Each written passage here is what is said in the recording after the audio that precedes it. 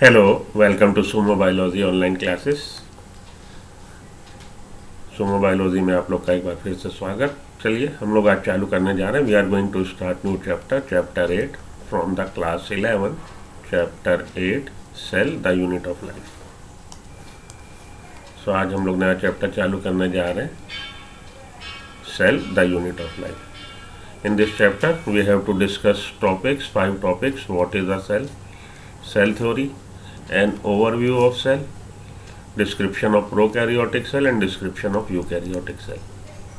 So let's begin with the first topic. What is the cell? Cell, the chapter is cell, the unit of life. The topic is what is the cell. Okay. When you look around, you see both living and non-living things. When you look around, you can see both living as well as non-living articles, non-living things. You must have wondered and asked yourself, what is it that makes an organism living? What is the basic criteria, basic fundamental characteristic? On behalf of that, you can differentiate between living and non-living. How you can differentiate between living and non-living? What is the basic requirement? What is it that makes an organism living? Or what is it that an inanimate things do not have? Or in other words, we can say that what is that thing that is missing in non-living articles, non-living things. What is that? What is it that an inanimate things do not have, which a living thing has? But living organism definitely possess that thing. The answer to this is the presence of basic unit of life, the cell. The answer is cell.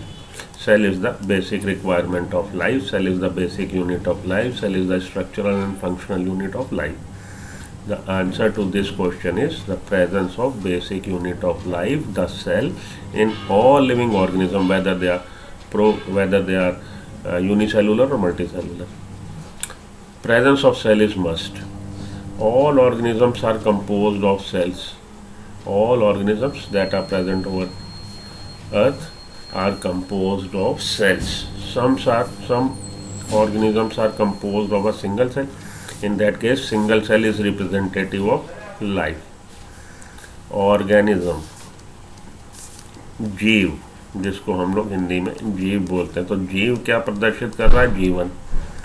Organism representing life. So some are composed of single cell and are called unicellular organisms, while others like us composed of many cells. So organisms are of two types, unicellular and multicellular. In case of unicellular organism, single cell is the representative of life. Or single cell can sustain all the qualities that are essential for life. सारी की सारी वो qualities single cell में होंगी जो को हम living को कंसीडर करने के लिए ऑब्जर्व करना चाहते हैं. So while others like us, so there are two types of organisms: unicellular organisms made up of single cell and multicellular organisms made up of number of cells composed of many cells. What is a cell? Cell क्या है भाई? What is a cell? Unicellular organisms are capable of independent existence. Unicellular organisms capable of independent existence and performing the essential function of life. So these organisms are unicellular organisms are capable of independent existence and performing all the essential functions that are required, that functions are must for life. So these single cell organisms are capable enough to perform all that functions, and these cells are capable of independent existence also. Anything less than a complete structure of a cell does not ensure independent living. So cell से कम कुछ भी, एक cell से कम कुछ भी, cell आगे हम लोग पढ़ेंगे. सेल में सेल ऑर्गेनेल्स होंगे या सेल के बेसिक कंपोनेंट्स होंगे. तो अगर आप ये कहें कि आपने सेल में से कुछ निकाल लिया तो क्या सिंगल सेल सस्टेन करेगी? लाइफ नहीं करेगी. Because a complete cell, the basic requirement is of complete cell. Anything less than a complete cell does not ensure independent living. Hence, cell is the fundamental, structural and functional unit of all living organisms. In the end, we can say that cell is the fundamental, structural and functional unit of all living organisms. Anton von Leeuwenhoek first saw and described a live cell. So Anton von Leeuwenhoek, this point is important for your MCQ. You can expect MCQ from this point. Anton von Leeuwenhoek first saw and described a live cell. They may ask you a question: who is the first scientist, or who was the first scientist who observed and described a live cell? So your answer should be Anton von Leeuwenhoek first saw and described a live cell. Robert Brown later discovered the nucleus. So Anton von Leeuwenhoek first saw and described a live cell, whereas Robert Hooke was the scientist who first saw cell, but that cell was dead. So Robert Hooke first saw dead cell, and Anton von Leeuwenhoek first saw and described a live cell. Robert Brown later discovered the nucleus. Nucleus was discovered by Robert Brown. The invention of the microscope and its improvement leading to the electron microscope revealed all the structural details of cell. So आपको क्या याद रखना? आपको याद रखना Anton von Leeuwenhoek, the scientist who first saw and described live cell, and Robert Brown discovered nucleus. Cell theory. The next topic is cell theory. In 1838, Matthias Schleiden, Matthias Schleiden, a German botanist, he was German botanist, examined a large number of plants and observed that all plants are composed of different kinds of cells. Schleiden observed that all plants are composed of different kinds of cells which form the tissue of plant, and these cells form tissues of plant. At about the same time, Theodor Schwann in 1839, British geologist. Schwann was British geologist, whereas Schleiden was German botanist. At about the same time, Theodor Schwann in 1839, a British geologist, studied different types of animal cells. So Schwann was studying different types of animal cells and reported that cells had a thin outer layer which is today known as plasma membrane. So Schwann noted that in case of animal cell, there is the delimiting boundary is made up of thin membrane, that is the thin outer layer, that is the thin membrane layer, today that layer is known as plasma membrane. He also concluded, based on his studies on plant and plant tissue, that the presence of cell wall is a unique character of the plant cells. So Schwann not only examined animal cells, but Schwann also worked over plant cells also, and Schwann noticed that in case of plant cell there is a presence of cell wall, and presence of cell wall is a unique character of plant cell, whereas in case of animal cell that cell wall is not present, and in case of animal cell the outermost boundary is made up of thin outer layer, and that thin outer layer nowadays known as plasma membrane. So Schwann and Schleiden, German botanist, worked over different kind of plant and plant cells and observed that all plants are composed of different kinds of cells which form the tissue. Plants are made up of different kind of cells, and cells, the group of cells, make tissue. Whereas Schwann, that was the British geologist, in 1839, he reported that in case of plant cell, the outermost boundary is cell wall, and presence of cell wall is characteristic feature of plant cell only, and in case of animal cell, the outermost boundary is thin, made up of thin layer, that is today nowadays known as plasma membrane. He also concluded, Schwann also concluded, based on his studies on plant tissues that the presence of cell wall is a unique character of the plant cells. On the basis of this, Schwann proposed the hypothesis, Schwann hypothesis, that the bodies of animal and plants are composed of cells and product of cells. So Schwann proposed the hypothesis that bodies of plants and animals are composed of cells and product of cells. Okay. Schleiden and Schwann. Schleiden was German botanist, whereas Schwann was British zoologist. Schleiden and Schwann together formulated the cell theory. They together formulated cell theory. This theory, however, did not explain as to how new cells were formed. Schleiden and Schwann formulated the cell theory, and cell theory proposed by Schleiden and Schwann, and this theory, however, did not explain as to how new cells were formed. नई cells कहाँ से आ रही, कैसे आ रही हैं, ये वो नहीं बताता है. Rudolf Virchow 1855 में Rudolf Virchow ने first explained that cells divided and new cells are formed from pre-existing cells, omnis cellula e cellula.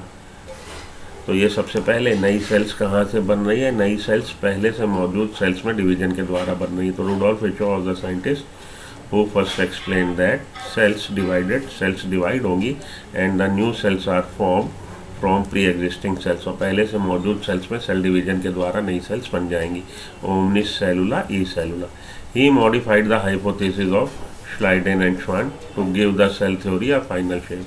तो इन्होंने मॉडिफाई कर दिया hypothesis Schleiden and Schwann का. He modified the hypothesis of Schleiden and Schwann to give the cell theory a final shape, और finally एक final shape cell theory की बन गई. Cell theory as understood today is, तो इन्होंने Schleiden and Schwann की cell theory को modified कर दिया और final shape जो आज की तारीख में cell theory की है, cell theory कहती है all living organisms are composed of cells and products of cells. So cell theory today state that all living organisms are composed of cells and product of cells. All cells arise from pre-existing cells, and new cells arise by means of cell division. New cells arises from pre-existing cells by means of division. All cells arise from pre-existing cells. This is the cell theory. So Schleiden and Schwann, basically Schwann proposed the hypothesis that all animals are plants made up of cells and product of cells. Schleiden and Schwann formulated cell theory, and cell theory states that all living cells are composed of cells and product of cells. However, Schleiden and Schwann failed to explain how new cells are formed. Later on, in the 1859, Rudolf Virchow was the scientist who explained that the newly cells arise by means of division in the pre-existing cell.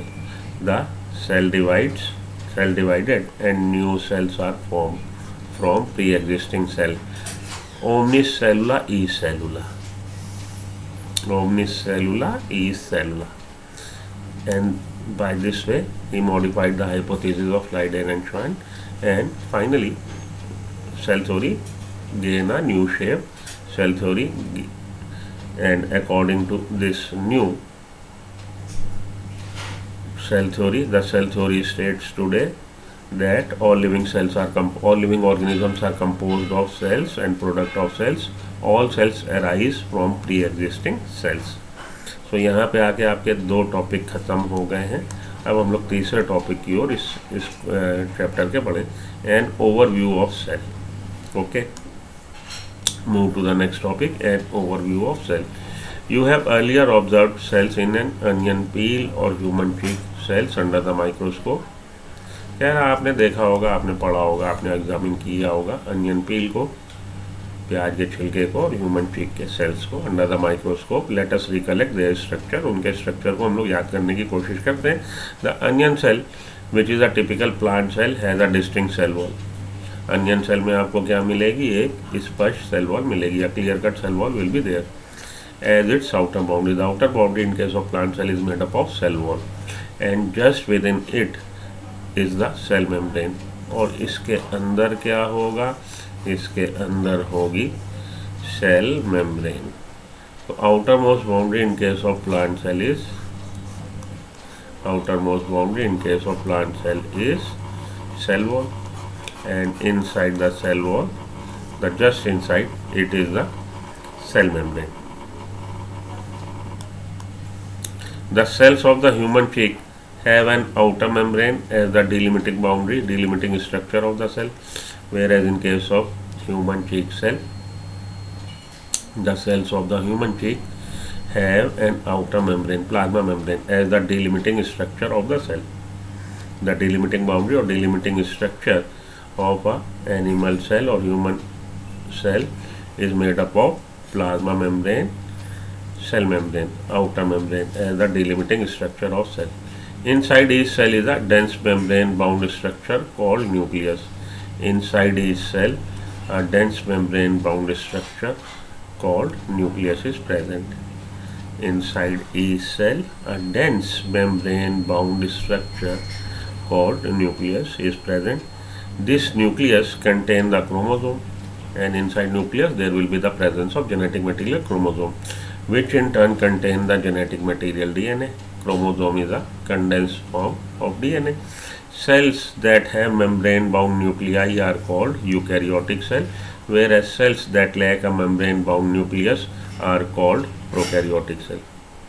So those cells that possess membrane bound nucleus, those cells are categorized as eukaryotic. Eu means true, and karyon is a term used for nucleus, and pro means primitive, karyon nucleus. Eukaryotic and prokaryotic, those cells which possess membrane bound nucleus, those cells are called as categorized as eukaryotic cell, whereas those cells in which the membrane bound nucleus is not present, that lack membrane bound nucleus, those cells are described as prokaryotic cell. In both prokaryotic and eukaryotic cells, a semi-fluid matrix called cytoplasm occupies the volume of a cell. Volume of the cell is occupied by cytoplasm. In both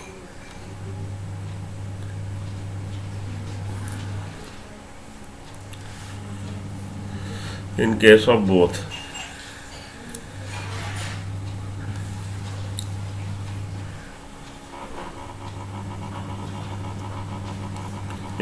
prokaryotic cell and eukaryotic cells, a semi-fluid matrix. Semi-fluid matrix means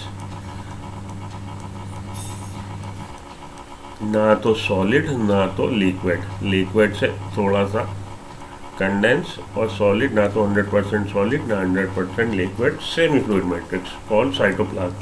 Cytoplasm occupies the volume of the cell. Volume of the cell is occupied by the cytoplasm. The cytoplasm is the main arena of cellular activities in both plant cell and animal cell. This line is important. You may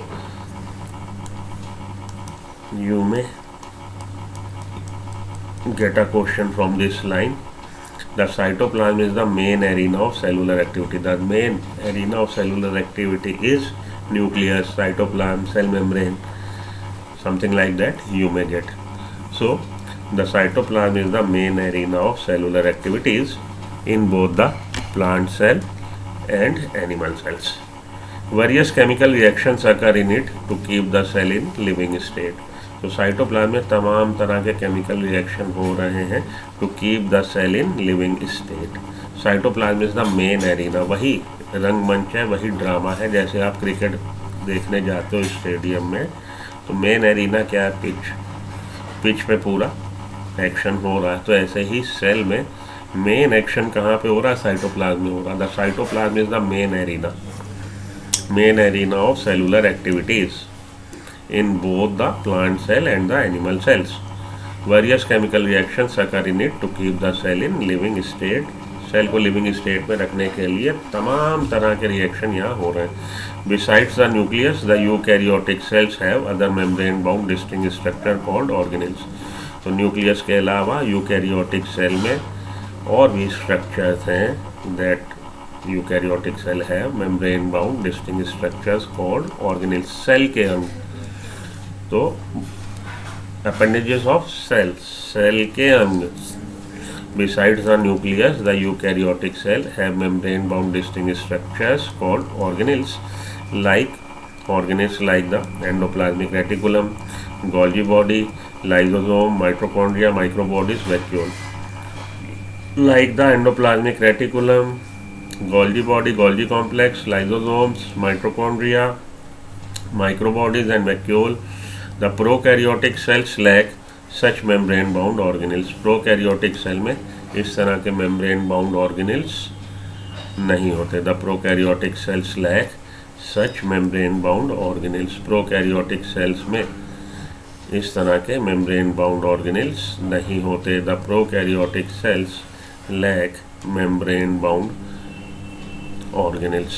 The prokaryotic cells lack such membrane bound organelles. In case of prokaryotic cell, such membrane bound cell organelles are absent.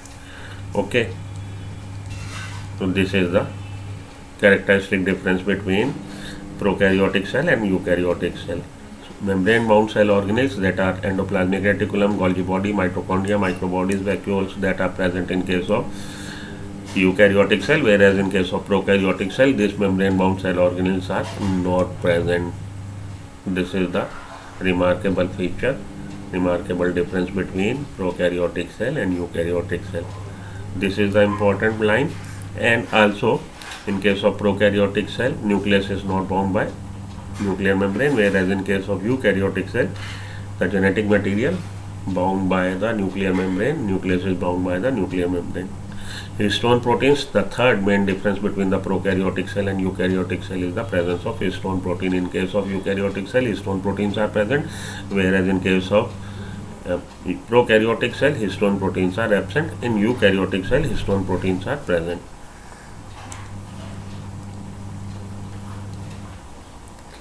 Ribosomes are non-membrane bound cell organelles.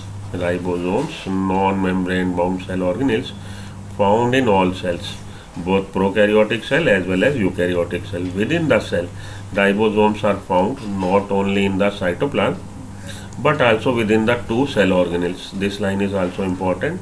You may get question from this. Ribosomes.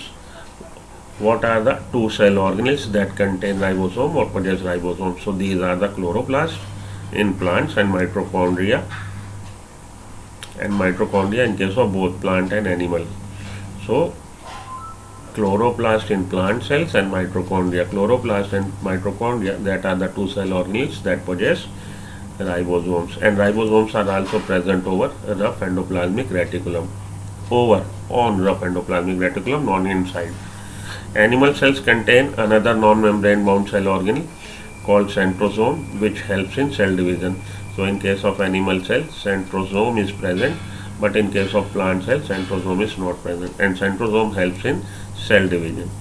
Cells differ greatly in size. These are the some points about cells. Cells differ greatly in size, shape and activities. So cells are of different shape, different size, different, and their activities are also different. For example, mycoplasma, the smallest cell. The mycoplasma is the smallest cell and are only 0.3 micrometer in length. So mycoplasma are the smallest living cells, and these cells are only 0.3 micrometer in and 0.3 micrometer in length, while bacteria, mycoplasma are basically bacteria, cell wall less bacteria. So while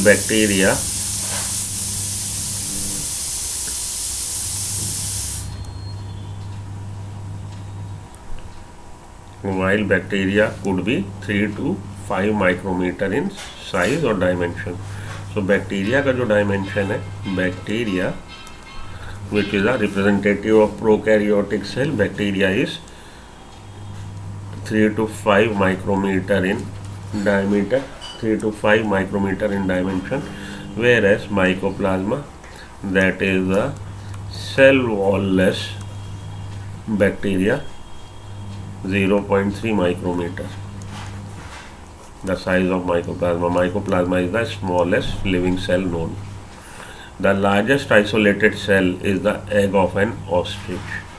So ये जो आपको data दे रखे हैं इससे वो question बना देते हैं, तो ये भी आप ध्यान से पढ़ लीजिए. The largest isolated single cell is the egg of an ostrich. Among multi cellular organisms largest isolated cell की भी बात हो गई. Egg of an ostrich. यहाँ अभी तक जो 3 आपको एग्जाम्पल दिए गए हैं ये यूनिसेलुलर है सब. माइकोप्लाज्मा यूनिसेलुलर हो गया, बैक्टीरिया यूनिसेलुलर हो गया, और हमारा लार्जेस्ट आइसोलेटेड सिंगल सेल ये भी एक सेल का एग्जांपल हो गया, एग ऑफ एन ऑस्ट्रिच. अब आप मल्टी सेलुलर में आ जाइए. तो among multi cellular organism human red cells are about 7.0 micrometre in length. RBC of human RBC the dimension is approx 7 micrometre in diameter. Nerve cells are some of the longest cells. तो ये 90 centimetre लगभग long हो सकते हैं, 0.9 metre कह लीजिए या 90 centimetre कह लीजिए. Nerve cells are some of the longest cell. Cell also very greatly in shape. अलग अलग शेप के मिल सकते हैं. They may be dish shape हो सकते हैं, पॉलीगोनल हो सकते हैं, कॉलमनर हो सकते हैं, क्यूबॉइडल हो सकते हैं, थ्रेड लाइक हो सकते हैं, और इवन इरेगुलर. तो अलग अलग शेप डिफरेंट शेप के मिल सकते हैं. डिस्क लाइक हो सकते हैं, कॉलमनर हो सकते हैं, क्यूबॉइडल क्यूब शेप के हो सकते हैं, थ्रेड लाइक हो सकते हैं, और even irregular. The shape of cell में vary with the function they perform. तो बेसिकली सेल क्या फंक्शन परफॉर्म कर रही है, शेप उस पर वेरी कर सकती है उसी हिसाब से. ये RBC आपकी बनी हुई है. RBC ऊपर से देखेंगे ऐसी दिखाई देगी, साइड से देखेंगे ऐसी दिखाई देगी. ये बीच में आपको जो डिप्रेशन दिखाई दे रहा है because of absence of nucleus. Mature RBC में न्यूक्लियस नहीं होता, तो न्यूक्लियस निकल जाने के कारण बीच में आपको कैसा दिखाई देगा, बीच में आपको डिप्रेशन दिखाई देगा. ये उस वजह से है. White blood cells WBC amoeboid, ये WBC है हम लोग की. Columnar epithelium cell, column type की लंबी tall columnar epithelial cells, long and narrow. ये नर्व सेल है. ये हमारी ट्रैकीड है जो जाइलम में मिलता है, और ये आपके मीजोफिल सेल्स पैरेन्काइमा जो होते हैं वो है. And now we move to the next topic, prokaryotic cells. Okay, तो सेल के जो आपको डायमेंशंस दिए हैं वो आपको याद रख लेने हैं. जो सेल मेम्ब्रेन ऑर्गेनेल्स के बारे में बताया याद रख लेना. जो नॉन मेम्ब्रेन सेल ऑर्गेनेल्स के बारे में बताया राइबोसोम और सेंट्रोसोम के, वो आपको याद में रख लेना है. राइबोसोम ना केवल साइटोप्लाज्म में बल्कि माइटोकॉन्ड्रिया और क्लोरोप्लास्ट में भी मिल रहे हैं. ठीक है जी. और जो हमारा cell membrane bound cell organelle है उनमें 2 ऐसे हैं जो डबल मेम्ब्रेन बाउंड है. केवल 2 सेल ऑर्गेनेल ऐसे हैं जो डबल मेम्ब्रेन बाउंड है. वो हैं आपके माइटोकॉन्ड्रिया और प्लास्टिड्स, क्लोरोप्लास्ट. प्लास्टिड्स का एक एग्जांपल क्लोरोप्लास्ट. तो ये आपके डबल मेम्ब्रेन है. बाकी या तो सिंगल मेम्ब्रेन या नॉन मेम्ब्रेन. नॉन मेम्ब्रेन के आपको एग्जांपल यहाँ पे बताए गए हैं. राइबोसोम हो गया, सेंट्रोसोम हो गया. चलिए अब आगे चलते हैं हम लोग प्रोकैरियोटिक सेल की तरफ. The prokaryotic cells are represented by bacteria, cyanobacteria, blue-green alga, nowadays known as cyanobacteria. Blue-green alga, earlier it was known by the term blue-green alga, nowadays it is called as cyanobacteria. Mycoplasma and PPLO, pleuropneumonia-like organisms. So these are the representative of prokaryotic cell. Prokaryotic cell represented by bacteria. Blue-green alga is also bacteria, that is the cyanobacteria. And what is the difference between bacteria, eubacteria and cyanobacteria? We will discuss this later. Mycoplasma is cell wall-less bacteria, and PPLO, pleuropneumonia-like organism. They are generally smaller and multiply more rapidly than the eukaryotic cells. So prokaryotic cells are smaller than eukaryotic cell and multiply more rapidly than eukaryotic cell. They may vary greatly in shape and size. The shape and size may vary in them. The 4 basic shapes of bacteria. Now this is interesting. You should learn, you should know, or you should memorize this. The 4 basic shapes of bacteria are bacillus. Bacillus are a rod shape. Coccus, coccus are spherical, vibrio, vibrio are comma shaped, and the spirillum, spiral shape. The four basic form of bacteria: bacillus, bacillus rod shape; coccus, spherical; vibrio, vibrio comma shaped; and spirillum, spiral shaped. These are the four basic form of bacteria. तो हम लोग इसको देख लें, four basic form bacteria के।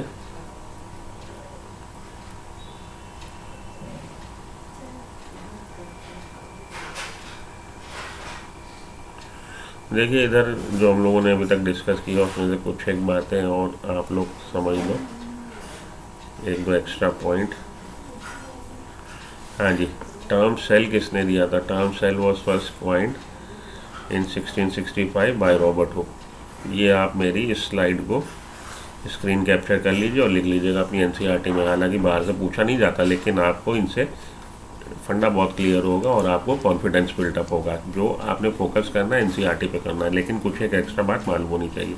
ही is the first person to study living things under a microscope and explain and examined a thin slice of cork under a microscope and observed honeycomb-like structure. Robert Hooke called this structure as cell। तो Robert Hooke scientist थे जिन्होंने सबसे पहले cell को देखा, लेकिन वो dead cell थी, कॉर्क सेल थी। तो एंटोन वॉन ल्यूवेनहॉक, जो आपकी एनसीईआरटी की लाइन है, was the scientist who first observed and describe करिए कि लिविंग सेल को एग्जामिन किया था, लिविंग सेल को। तो रॉबर्ट हुक, इन्होंने सेल टर्म कॉइन किया है और इन्होंने कॉर्क सेल को देखा था।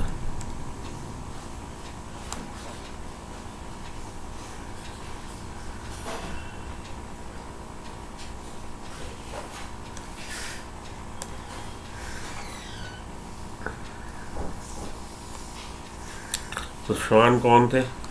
श्वान हमारे कौन थे? जर्मन, श्लाइडेन एंड श्वान।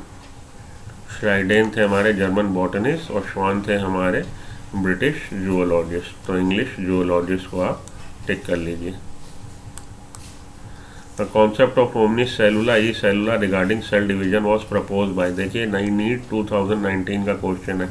ये कॉन्सेप्ट किसने दिया था? रुडोल्फ विर्कॉन ने दिया था। तो हम लोग का जवाब हो जाएगा रुडोल्फ विर्कॉन। ठीक है जी।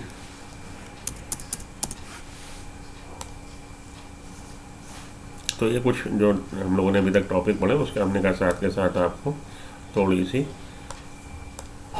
प्रैक्टिस अगर हो जाए। सेल थ्योरी, सेल थ्योरी किसने दी थी? Cell theory was given by Schleiden Schwann, और विर्कॉन का भी उसमें रोल है, उन्होंने उसमें अमेंडमेंट किया।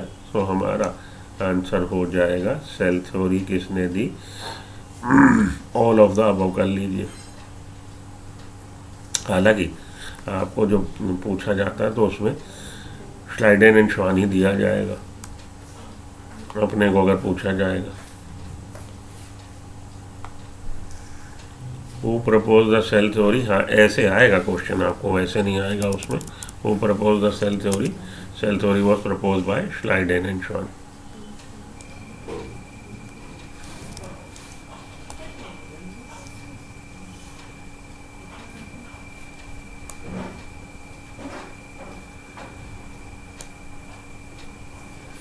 Who proposed that new cells arises from the pre-existing cells? नई सेल्स pre-existing cells से ही बन रही हैं। ये किसने प्रपोज किया था? ये प्रपोज किया था रुडोल्फ विर्कॉन ने। तो आपका आंसर हो जाएगा रुडोल्फ विर्कॉन। ठीक है जी। 1855 में इन्होंने प्रपोज किया था ये बात कि जो नई सेल्स बन रही हैं कैसे बन रही हैं?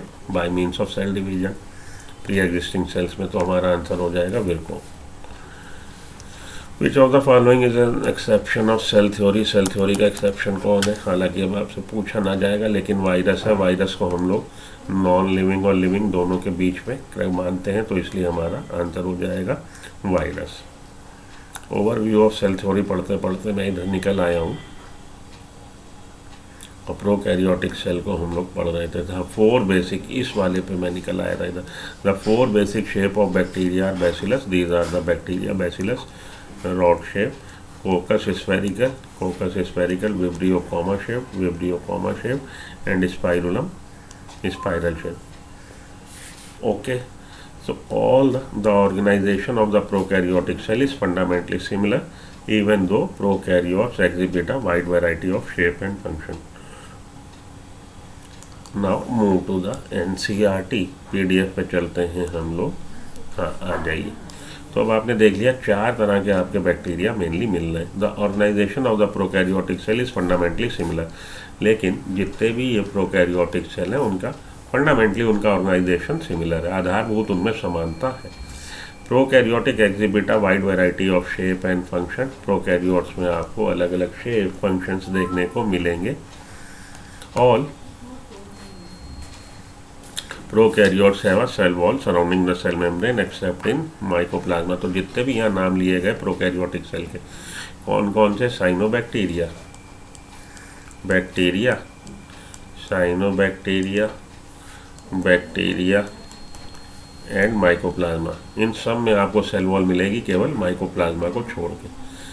मैंने पहले ही बोला माइकोप्लाज्मा क्या है, ये बैक्टीरिया है जिनमें सेल वॉल नहीं होती। तो prokaryotes have the cell wall. जितने भी प्रोकैरियोटिक सेल्स हैं सब में सेल वॉल है except mycoplasma. The fluid matrix filling the cell is the cytoplasm. और फ्लूइड जो इसको फिल कर रहा है सेल को, उसको हम लोग साइटोप्लाज्म बोल रहे हैं। There is no well defined nucleus. Well defined nucleus नहीं है, it means the genetic material is not bound by nuclear membrane. That type of nucleus is called as no well defined nucleus, incipient nucleus. So well defined nucleus is absent in case of prokaryotic cell because genetic material is not bound by any membrane. ठीक है, there is no well defined nucleus. The genetic material is basically naked, not enveloped by a nuclear membrane. In addition to the genomic DNA, the single chromosome, circular DNA, many bacteria have small DNA outside the genomic DNA. तो बहुत सारे bacteria में आपको जो हमारा genetic material है, genomic DNA, single chromosome, ये जो हम लोग को जेनेटिक मटेरियल प्रोकैरियोटिक सेल में मिल रहा है, उसको हम लोग मानते हैं कि it is equivalent to single chromosome of eukaryotic cell. The genetic material of bacteria is considered as an equivalent to single chromosome of eukaryotic cell. So genomic DNA, or we can say that single chromosome or circular DNA, because in case of bacteria the DNA is circular in shape, whereas in case of eukaryotic cell the DNA is linear in shape.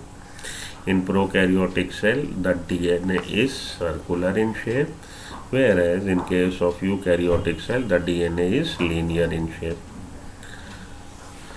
So in case of prokaryotic cell, in addition to genomic DNA that is considered as a single chromosome or circular DNA, many bacteria have small circular DNA. तो आपको extra copy मिल रही है DNA की।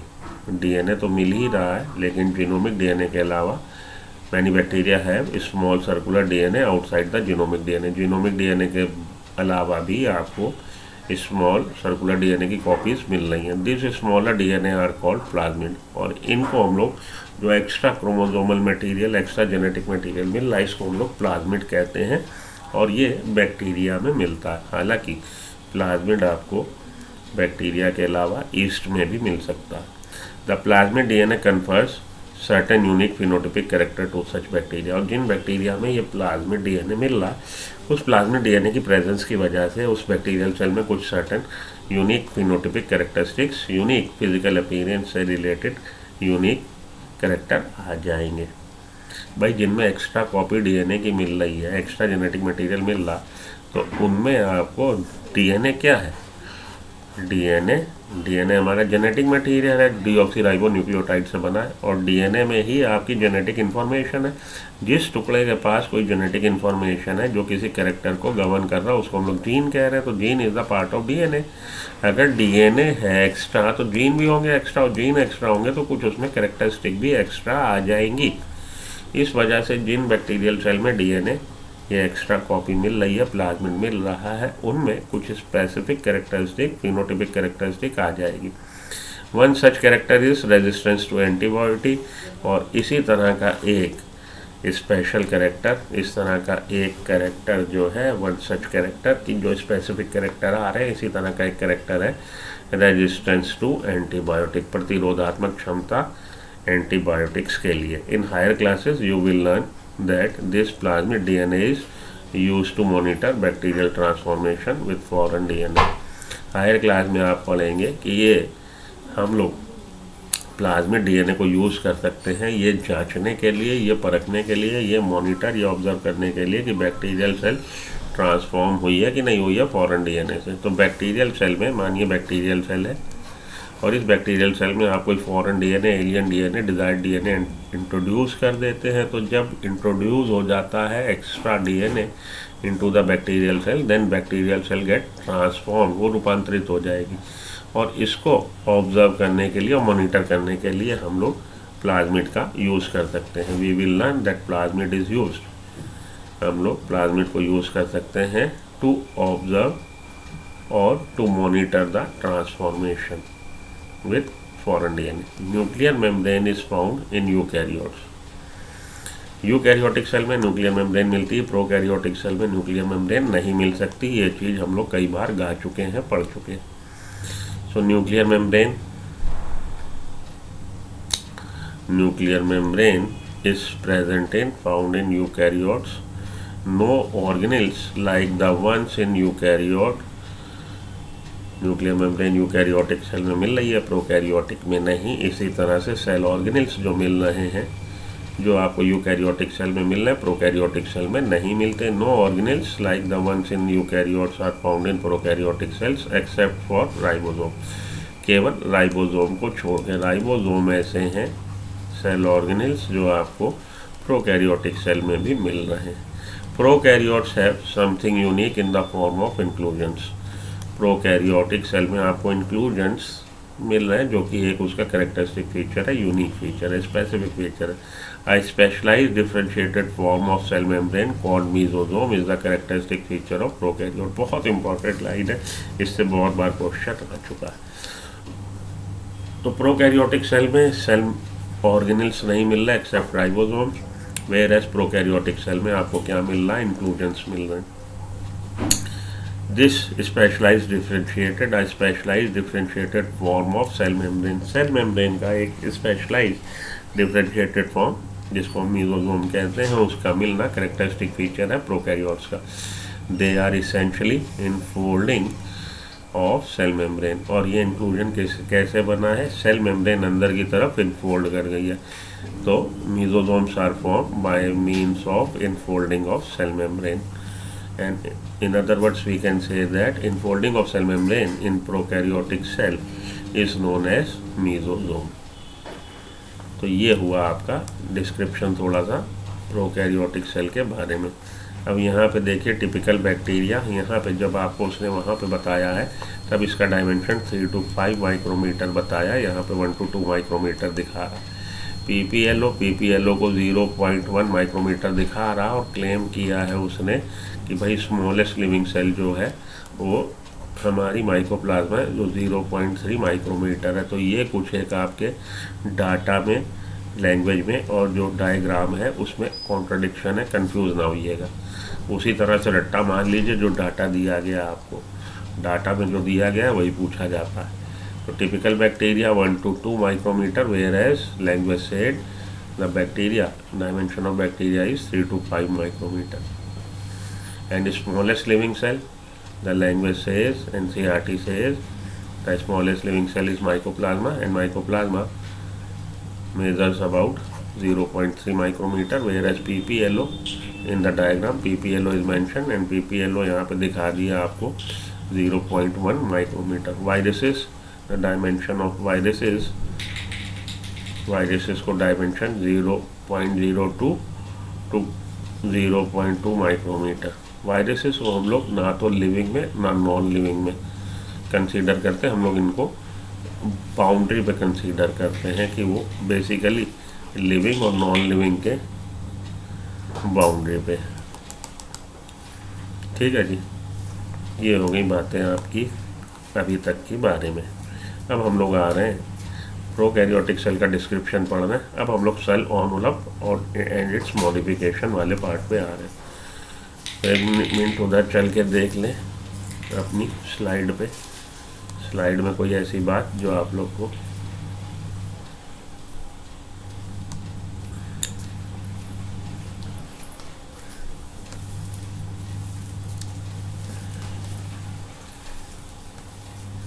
नहीं है, सच ऐसा कुछ भी नहीं है कि यहाँ पर डिस्कशन किया जाए. Cell envelope and its modification पे हम लोग आते हैं. ठीक है जी, cell envelope and its modification. चलिए उधर चलें फिर से वापस. Cell envelope and its modification. Most prokaryotic cell, particularly the bacterial cell, have a chemically complex cell envelope. तो प्रोकैरियोटिक सेल्स में particularly बैक्टीरियल सेल में केमिकली कॉम्प्लेक्स सेल एनवेलप देखने को मिलेगा. The cell envelope consist of tightly bound 3 layer. Cell envelope, cell का envelope आवरण कितने layer का है? 3 लेयर का है. Cell envelope in case of bacterial cell is made up of 3 layers, tightly bound 3 layers. The outermost is glycocalyx followed by cell wall and then the plasma membrane. The outermost is glycocalyx, then the cell wall and finally cell membrane. The outermost glycocalyx followed by the cell wall and then the cell membrane. Although each layer of envelope performs distinct function, they act together as a single protective unit. Each layer performing distinct function, but all together they form a protective covering. इन तीनों layer का कुछ ना कुछ अलग एक function हो सकता है, अलग का अलग काम कर रहे हो सकते हैं, लेकिन मिलजुल के उनका काम क्या है? सीमा रेखा की रखवाली, तो प्रोटेक्टिंग लेयर बनाना. Bacteria can be classified into 2 group on the basis of differences in the cell envelope and the manner in which they respond to staining procedure called developed by ग्राम-विस. Those that keep the gram stain are called gram positive, whereas those that do not retain the gram stain called as gram negative. तो ये cell envelope में आप देखेंगे कि जो cell envelope बन रहा है वो cell envelope, the difference in the cell envelope and the manner in which they respond to staining process. ये सेल एनवेलप स्टेनिंग प्रोसेस को कैसे रिस्पॉन्ड कर रहा है? स्टेनिंग, स्टेन का मीन्स दाग धब्बे रंग.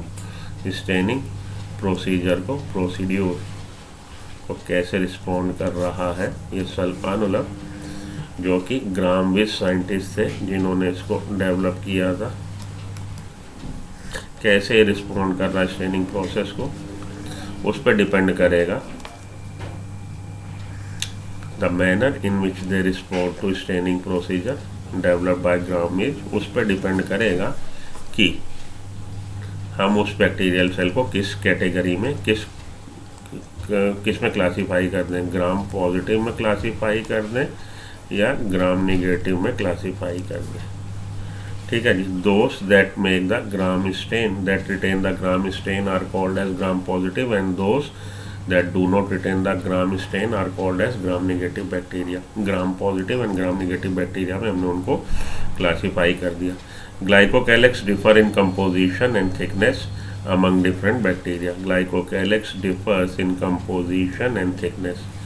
तो glycocalyx differ हो जाएंगे composition में and thickness में among different bacteria. Glycocalyx differ in composition and thickness among different bacteria.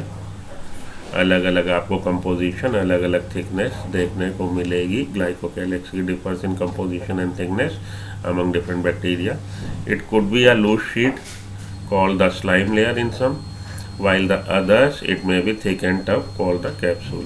तो ये ग्लाइकोकैलिक्स लूज शीट हो सकती है called the slime layer. It could be a loose sheet called the slime layer in some, while in others it may be thick and tough. जबकि दूसरे में thick and tough हो सकती है। तो ग्लाइकोकैलिक्स जो बाहर वाली, सबसे बाहर वाली लेयर, वो कंपोजिशन और थिकनेस में डिफरेंट हो सकती है अलग अलग बैक्टीरिया में। Could be a loose sheet हो सकती है called the slime layer, and while in others it may be thick and tough called the capsule, तब हम उसको कैप्सूल बोलेंगे। The cell wall determines the shape of the cell. Cell wall determine कर रही है शेप सेल का and provides a strong structural support to prevent the bacteria from bursting. और cell wall उसको एक तरह से शेप तो दे ही रही है, साथ में उसको मैकेनिकल सपोर्ट, स्ट्रक्चरल सपोर्ट दे रही है कि अगर ये आइसोटोनिक हाइपोटोनिक सोल्यूशन में आप इसको प्लेस कर दें तो ये बस्ट ना हो जाए। हाइपोटोनिक सोल्यूशन में क्या होगा, वाटर ऑस्मोसिस के द्वारा अंदर आ जाएगा, water will flow inside the cell due to higher water potential outside medium.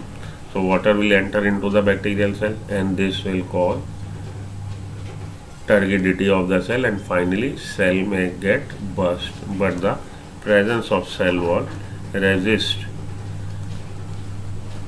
the pressure developed due to inflow of water. So ये सेल वॉल जो प्रेजेंट है, रिजिड सेल वॉल, ये बैक्टीरियल सेल को एक डेफिनेट शेप दे रही है और ये सेल वॉल इसको बर्स्ट होने से बचा रही है. तो ग्लाइकोकैलिक्स का क्या काम था, ग्लाइकोकैलिक्स स्लाइम लेयर. ग्लाइकोकैलिक्स अगर ये लूजली अरेंज है तब हम इसको स्लाइम लेयर बोल रहे हैं, और अगर ये थिक एंड टफ है तब हम इसको कैप्सूल बोल रहे हैं. Cell wall determine the shape को डिटरमिन कर रही है. ग्लाइकोकैलिक्स का काम है टू प्रोवाइड स्टिकीनेस. ग्लाइकोकैलिक्स का काम है to provide stickiness to bacterial cell. हम लोगों ने बोला तीनों लेयर के अलग अलग काम है. ग्लाइकोकैलिक्स का काम है उसको चिपचिपाहट, स्टिकीनेस प्रोवाइड करना. सेल वॉल का काम है उसको बर्स्ट होने से बचाना, डेफिनेट शेप प्रदान करना. ठीक है. And the plasma membrane is selectively permeable. Plasma membrane selectively permeable है, वो अलाउ करेंगी किन्हीं सब्सटेंसेस को कि आ जाओ अंदर और किन्हीं सब्सटेंसेस को नहीं, and interact with the outside world. और यही ये मेंटेन कर रही है कि किसने आना है किसने जाना है. तो तीनों अलग अलग काम कर रहे हैं. This membrane is similar structurally to that of eukaryote. और प्लाज्मा मेम्ब्रेन, प्रोकैरियोटिक सेल की प्लाज्मा मेम्ब्रेन और यूकैरियोटिक सेल की plasma membrane basically structure wise same है. ठीक है जी. यहाँ पे थोड़ा सा समय मैं आपका इधर चलूँ फिर से ये ग्राम स्टेनिंग की तरफ. जो ग्राम स्टेन इसने डेवलप किया था उसके स्टेप आप सुन लीजिए और उसका लॉजिक आप समझ लीजिए. ग्राम स्टेन का ये थोड़ा सा रह गया. ग्राम स्टेन, तो ग्राम स्टेन में स्टेप ऑफ ग्राम स्टेनिंग क्या है. तो Christian gram was the scientist who discovered this. इन्होंने क्या किया, इन्होंने स्टेन किया बैक्टीरिया को पहले किससे, जैनसन वॉयलेट से और क्रिस्टल वॉयलेट से या जैनसन वॉयलेट से. तो क्रिस्टल वॉयलेट या जैनसन वॉयलेट से, क्रिस्टल वॉयलेट या जैनसन वॉयलेट से स्टेन करेंगे हम किसको, बैक्टीरिया को. तो आपने ग्राम स्टेनिंग में क्रिस्टल वॉयलेट से स्टेन किया बैक्टीरिया को. उसके बाद उसको आप स्टेन करेंगे 0.5% आयोडीन सोल्यूशन से. क्रिस्टल वॉयलेट और जैनसन वॉयलेट से स्टेन करने के बाद आप उसको स्टेन करेंगे 0.5% आयोडीन सोल्यूशन से. वो ब्लू पर्पल कलर का हो जाएगा. अब आप उसको वॉश कर लेंगे वाटर से और देन एब्सोल्यूट अल्कोहल से. वाटर से वॉश करेंगे देन एब्सोल्यूट अल्कोहल से वॉश करेंगे. तो फाइनली आपके पास दो तरह की सेल्स आएंगी, एक तो वो जो ब्लू कलर रिटेन करेंगी उनको हम ग्राम पॉजिटिव बोलेंगे, और एक वो जो कलर को रिटेन नहीं करेंगी वो ग्राम निगेटिव कहलाएंगी। तो बेसिकली ये फंडा क्या है, इसके पीछे लॉजिक क्या है? इसके पीछे लॉजिक ये है, ये जो ग्राम निगेटिव बैक्टीरिया है इनके सेल वॉल में, the gram negative bacteria, the cell wall of gram negative bacteria contains a high amount of lipid. Cell wall में हाई अमाउंट ऑफ लिपिड है, high amount of lipid, and this lipid is soluble in polar solvent like absolute alcohol और acetone. तो acetone या absolute alcohol या इसी तरह का कोई भी पोलर सॉल्वेंट है उसमें लिपिड सॉल्युबल होता है। तो लिपिड को जब आपने बैक्टीरियल सेल को, you wash the bacterial cell with absolute alcohol और acetone, the lipid get dissolved in that polar solvent, thereby उसका जो कलर है निकल जाएगा। Whereas Gram negative bacteria contains a low amount of lipid, इसमें इसकी cell wall में in comparison to Gram negative bacteria lipid content बहुत कम है, तो ये रिटेन कर लेता है कलर को। ये है इसके पीछे फंडा, हालांकि ये आपसे पूछा ना जाएगा लेकिन फिर भी आपकी जानकारी में होना चाहिए। चलिए अब उधर चलूँ वापस पीडीएफ पे आ जाओ भाई। ग्राम पॉजिटिव ग्राम निगेटिव की बात हो गई, उसके बाद हम लोगों ने बात कर ली ग्लाइकोकैलिक्स की। Glycocalyx, if it is loosely arranged then it is called as slime layer, if it is thick and tough then it is called as capsule. The function of the glycocalyx is to provide stickiness to the bacterial cell. Cell wall determines the shape. Cell wall is responsible for maintaining the shape, and cell wall prevents the bacteria to get burst when you place the bacteria in hypotonic solution. Plasma membrane is selectively permeable membrane is that which prevents the entry of some solvent particles, or which do not allow some solvent particles to get across. वो कहलाएगी हमारी selectively permeable and interacts with outside world. This membrane is similarly structured to that of prokaryotic eukaryotic cell. A special membranous structure is the mesosome. Mesosome is the highlight feature. Mesosome, which is formed by the extension of plasma membrane into the cell. Plasma membrane, inward folding of plasma membrane, the villus-like, the finger-like enfolding of plasma membrane, villus-like or round enfolding of plasma membrane towards the cytoplasm in case of prokaryotic cell is known as mesosomes. These extensions are in the form of vesicles, tubules or lamellae. So these are the extension of plasma membrane towards the cytoplasm, that called as mesosome. They help in the mesosome. The function of mesosome, they help in cell wall formation, DNA duplication and distribution to daughter cell. Mesosomes helps in cell wall formation, DNA duplication and DNA distribution to daughter cell. They also help in respiration, secretion, to increase the surface area of plasma membrane and enzymatic content. So mesosomes are also the site of respiration. The mesosomes are of two types, septal mesosome and lateral mesosome. It is not given in your NCERT. Now move to the mesosomes. Mesosomes are of two types, septal mesosome and lateral mesosome. Septal mesosome help in cell wall formation, DNA duplication and distribution to daughter cell. अब यहाँ से आप इसको टीप लीजिए, नकल अपनी NCERT में लिख लीजिए। मेसोसोम दो तरह के हैं, septal and lateral. Septal mesosomes responsible for cell wall formation, DNA duplication, DNA replication and distribution to daughter cell. Lateral mesosomes help in respiration, secretion and to increase the surface area of the plasma membrane. And this line is also important. We consider lateral mesosome equivalent to mitochondria because in case of eukaryotic cell, the site of cellular respiration is mitochondria, and in case of prokaryotic cell, the site of respiration is lateral mesosome. All the enzymes of respiration are present over lateral mesosome. So lateral mesosome consider as the equivalent to mitochondria of eukaryotic cell.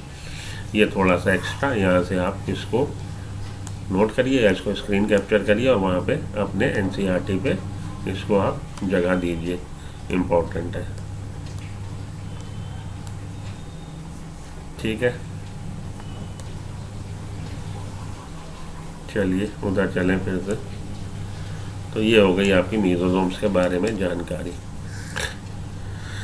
In some prokaryotic like cyanobacteria, there are other membranous extension into the cytoplasm called chromatophore which contain pigments. This is also important in some prokaryotes like cyanobacteria. Cyanobacteria, chromatophores are present. These are the membranous extension towards the cytoplasm which contain pigments. Bacterial cell में भी motile और non motile, bacterial cell motile भी हो सकती है, non motile भी हो सकती है। बैक्टीरियल सेल में भी मोटाइल और non motile in nature. If motile, they have thin filamentous extensions from their cell wall called flagella. So those bacteria which possess flagella are motile in nature, and those bacteria which do not possess flagella are non-motile in nature. Bacteria show a range in the number and arrangement of flagella. Number and arrangement of flagella differ in different bacteria. Bacteria flagellum is composed of 3 parts: filament, hook and basal body. Bacteria का flagella जो है 3 part का बना है: filament, hook and basal body. The filament is the longest portion and extends from the cell surface. Out of this 3, filament is the longest portion and extends from the cell surface to the outside. Okay, so flagella is the filamentous extension from cell wall, and presence of flagella is responsible for motility. Motile, those bacteria which possess flagella are motile in nature, whereas those bacteria which do not possess flagella are non-motile. Bacteria flagella can be divided into 3, made up of 3 components: filament, hook and basal body. Out of these 3, filament is the longest portion and extends from the cell surface to the outside. Besides flagella, pili and fimbriae are also surface structures. Not only flagella, but 2 structures are also there, which are the extension from the cell membrane for their cell wall. Pili and fimbriae are also surface structures of the bacteria, but do not play a role in motility. But these pili and fimbriae are not responsible for the motility of bacteria. So these are also the membranous structure, or rather I should say these are also the filamentous extension, not the membranous. These are also pili and fimbriae are also the extension from their cell wall. Pili and fimbriae are also the extension from their cell wall, but these structures, pili and fimbriae, are not taking part in bacterial motility. The pili are elongated tubular structure made up of special protein, pyelin. The fimbriae are small bristles like fibers sprouting out of the cell. Pili elongated structure है, special protein के बने हैं. In some bacteria they help to bacteria to attach to bacteria to rocks in streams and also to the host cell. तो pili और fimbriae का काम क्या? Pili take parts in making of conjugation tube. So conjugation, in the process of conjugation, pili makes conjugation tube, whereas fimbriae are the small bristle-like structure fibers that help bacteria to attach to rocks or to attach to the host tissue. So pili and fimbriae, they are also the extension from cell wall, but these structures are not taking part in motility. Okay, इनके थोड़ी सी और इसके बारे में, pili और fimbriae के बारे में आगे आपको एक चीज़ और है जो मैं आपको बताना चाहता हूँ. हाँ, इस पे आइए. pili और fimbriae का हम लोग डिफरेंसेस देखें. तो इसको आप स्क्रीन कैप्चर कर लीजिए, 1 मिनट होल्ड करके मेरे इसको. Occur in only Gram negative bacteria present in both Gram positive and negative. pili केवल ग्राम नेगेटिव में मिलेंगे, fimbriae दोनों में मिलेंगे. Number 1 to 4 per cell only. Number 300 to 400. pili are longer and broader, लंबे मोटे हैं. They are shorter and narrow, छोटे पतले. Longer and broader, pili are longer and broader. fimbriae are small bristles like, shorter and narrower. They help in conjugation. Conjugation में help करेंगे by making conjugation tube. They help in holding the surface को hold कर लो भाई. They are tubular structure, they are bristle like solid. तो ये थोड़ा सा आपको फील गुड फैक्टर देगा, इसको आप लिख लीजिए, थोड़ी 2-4 लाइनें हैं, इससे आपका कॉन्सेप्ट और क्लियर होगा।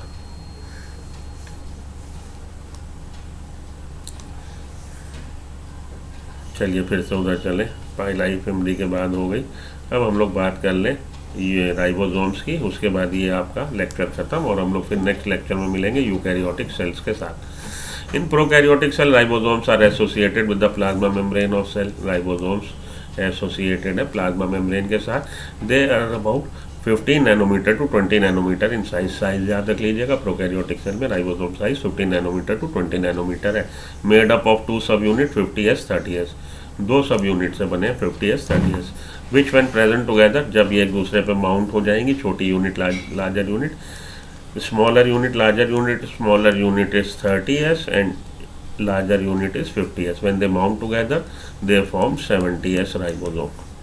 Ribosomes are site of protein synthesis. Ribosome का काम क्या है? They takes part in protein synthesis. Several ribosome may attach to single messenger RNA. Single messenger RNA and several ribosome may get attached to single messenger RNA. Then this form a chain. A chain-like structure is get formed, and this is called as polysome or polyribosome. The ribosome of a polysome translate the messenger RNA into protein, और ये उसको क्या करेगा? ये messenger RNA का translation करके protein बनाएगा। तो ये 70s और 50s ये स्वेडबर्ग यूनिट है जो उसका सेडिमेंटेशन क्वोशिएंट बता रहा है। तो ये किलोग्राम नहीं है कि 30 kilo 30 kg added to 50 kg, the resultant structure would be 80 kg. No, it is not telling about weight or not, it is not about kg. It is the Swedberg, that is the sedimentation quotient, unit of sedimentation quotient. So therefore, when 30s and 50s ribosome moiety get attached to each other, they give rise to 70s ribosome, not 80s. Okay, the ribosome of a polysome translate the messenger RNA into protein, और ये उसको translate कर देता है protein में। Inclusion bodies देखने को मिलेंगी आपको किस में? प्रोकैरियोटिक सेल में। Reserve material in prokaryotic cells are stored in the cytoplasm in the form of inclusion body. तो रिजर्व मटेरियल स्टोर्ड है in form of inclusion bodies. These are not bound by any membrane, और ये जो prokaryotic cell में reserve material मिल रहा है, not bound by any membrane, lie free in the cytoplasm. Cytoplasm में फ्री वो पड़ा हुआ है। That is the phosphate granule, cyanophycin granule and glycogen granules. 3 के नाम रख लीजिए, फॉस्फेट ग्रैन्यूल, साइनोफिजियन ग्रैन्यूल और glycogen granules. Gas vacuoles are present in green alga, purple and green photosynthetic bacteria. इसके अलावा वो बैक्टीरिया जो फोटो ऑटोट्रॉफ हैं, जैसे कि आपका blue green bacteria, purple and green bacteria, उसमें आपको गैस वैक्यूल मिलेगी। तो gas vacuoles are found in blue green bacteria, purple bacteria and green photosynthetic bacteria. So that finishes with your prokaryotic cell. In the next lecture we will continue with eukaryotic cell. Prokaryotic cell यहाँ पे आके ख़त्म हुआ। हम लोग अगले lecture में करेंगे बात यूकैरियोटिक सेल की। ठीक है जी, तो आज के लिए इतना काफ़ी। नेक्स्ट लेक्चर में आपसे मैं मिलूँगा यूकैरियोटिक सेल के साथ। उससे पहले प्रोकैरियोटिक सेल के कुछ क्वेश्चन अब हम लोग देख लें, जिससे आपको और क्लैरिटी आ जाएगी। तो चलिए क्वेश्चन लगा लेते हैं प्रोकैरियोटिक सेल के। Choose the incorrect option. Incorrect option इसमें से चुनिए। Mycoplasma is the smallest cell, that is right. Smallest bacteria are 3 to 5 micrometer in size. It is given in your NCERT. The largest isolated cell is the egg of an ostrich. This is also the correct. Nerve cells are some of the smallest, not some of the smallest, rather it is some of the longest cell. So the question was choose the incorrect option. Incorrect option यही है, आप इसको चुनिए। 4 number GeM में आगे चलिए। The largest isolated cell. Largest isolated cell क्या है? Cell of egg of an ostrich. Ostrich egg measures about approximately 6 inches in length and 15 to 18 inches in circumference. तो 6 इंच लंबा और 15 से 18 इंच सर्कमफेरेंस का है। इसको आप यहाँ से चाहो तो नोट कर सकते हो। Which of the following does not represent prokaryotic cell. Prokaryotic cell को कौन कौन रिप्रेजेंट कर रहा है? Bacteria, cyanobacteria, PPLO। ठीक है जी, bacteria, cyanobacteria and PPLO representing prokaryotic cell? Yeast is an example of eukaryotic cell. So answer is yeast. Which of the following is not an inclusion body? Inclusion body क्या थे? Cyanophycin granules थे, glycogen granules थे, phosphate granules थे. Polysome हमारे inclusion bodies में count नहीं होते. You should go with polysomes. Which is incorrect about the plasmid of prokaryotic cell? These are the smaller circular double strand DNA called plasmid. ठीक है. They are used in genetic engineering. ठीक है. That help in replication of nucleotide. No, this is not the. They confer special certain characteristic phenotypic character to such bacteria. ठीक है. But the role of plasmid that help in replication of nucleotide is not known. That is not the feature of plasmid. So you should go with option number C. That is incorrect about plasmid. They help in replication. They do not help in replication.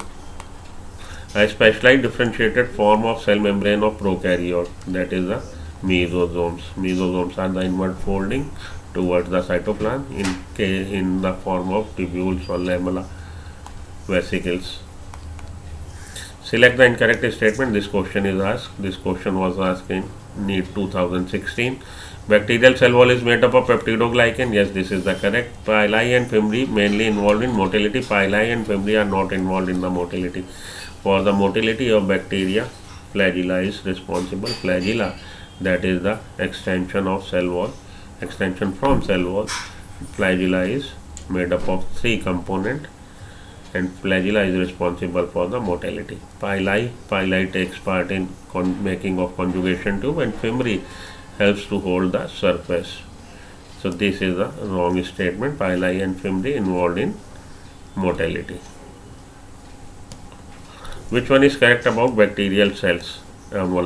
Outermost cell wall followed by glycocalyx. Yes, this is the wrong statement. Outermost is glycocalyx, then cell wall, then plasma membrane. The outermost glycocalyx followed by plasma. Correct. This is the correct. The outermost glycocalyx followed by outermost glycocalyx followed by cell wall, then plasma membrane. This is the correct. Outermost glycocalyx, then cell wall, then plasma membrane. Which is the following does not differ in E. coli and Chlamydomonas? E. coli, bacterial cell, Chlamydomonas, alga, prokaryotic, eukaryotic. Cell wall is different type. Cell membrane, the basic configuration of cell membrane in case of prokaryotic and eukaryotic are of similar type. So you should go with cell membrane.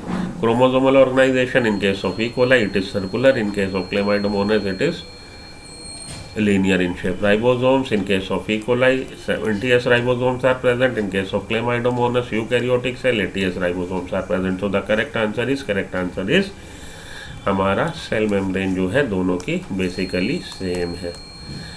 What is true about mesosomes? Mesosomes क्या? Inward folding of plasma membrane. Help in cell wall formation. Yes. Help in cellular respiration. Yes. Help in DNA replication. Yes. All of the above. You should go with all of the above.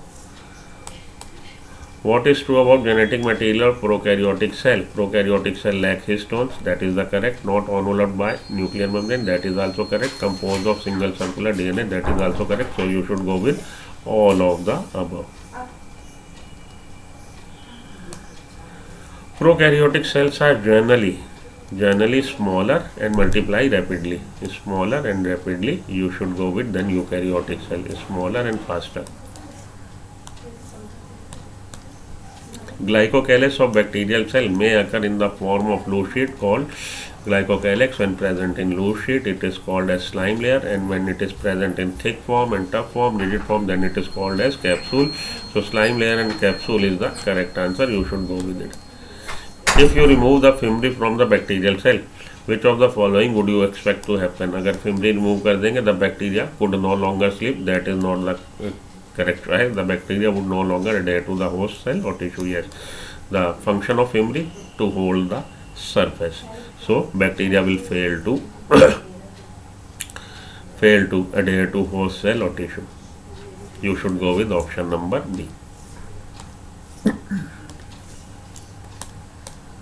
Which of the following is not correct regarding ribosomes? Ribosomes are non-membrane bound. that is the correct. Present in cytoplasm and on rough endoplasmic reticulum, also correct. Absent in yes, not correct. Ribosomes are present in chloroplast and mitochondria, so this is not correct. Polysomes are aggregation of ribosome and RNA peroxisome. Several ribosomes held together by a string of messenger RNA. When several ribosomes get attached to a messenger RNA, then the resultant structure is called as polysome or polyribosome. Which of the following not correct about mesosome? Mesosome के बारे में कौन सा correct नहीं है? Help in cell wall formation, increase the surface area equivalent to mitochondria, are present in both. Yes, mesosomes are present only in prokaryotic cell, not present in eukaryote, so this statement is not correct. The characteristic feature of the presence of mesosome is of prokaryotic cell. This is the characteristic feature of prokaryotic cell. Presence of mesosomes, characteristic for prokaryotic cells. So these are not present in both. Difference between prokaryotic and eukaryotic cell in having.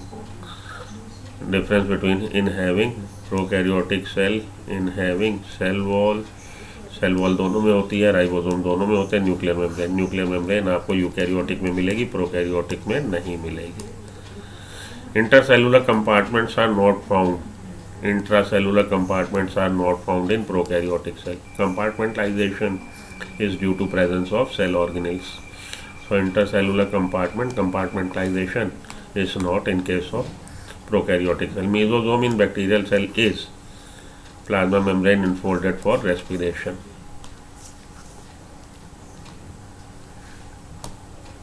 Which of the following is seen only in prokaryotic cell? Mesosome. The answer is mesosome.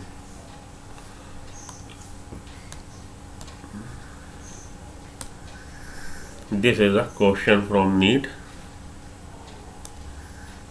And which of the following statement about inclusion bodies is incorrect? They are involved in ingestion of food particle, life free, सही है. They are represent reserve food material, सही है. They are not bound by any membrane, सही है. They are involved in ingestion of food particles, that is not the correct. So you should go with they are involved in ingestion of food particles. This is the wrong statement, not the correct statement. In the NEET 2020, the question was there. So you should go with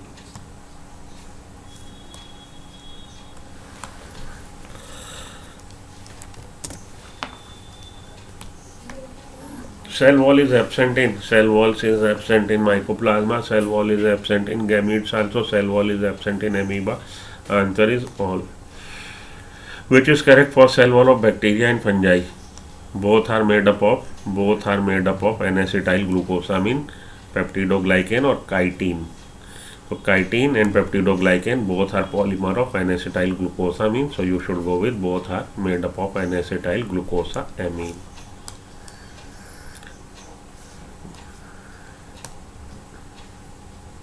Which of the following structure is not present in prokaryotic cell? Plasma membrane present होती है. Nuclear membrane नहीं होती. Not found. Nuclear membrane, you should go with nuclear membrane.